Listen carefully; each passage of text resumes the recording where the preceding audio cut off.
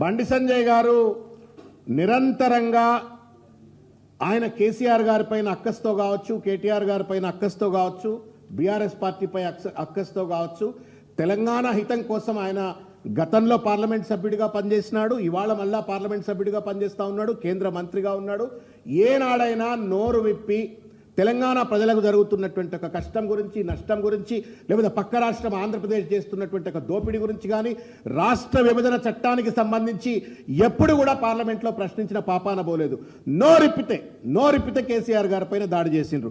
అదే నోరు ఇవాళ ఒక్కసారి బండి సంజయ్ గారు తెలంగాణ కోసం నోరు విప్పాలని చెప్పని నేను కోరుతా ఉన్నాను. This is attack on Telangana.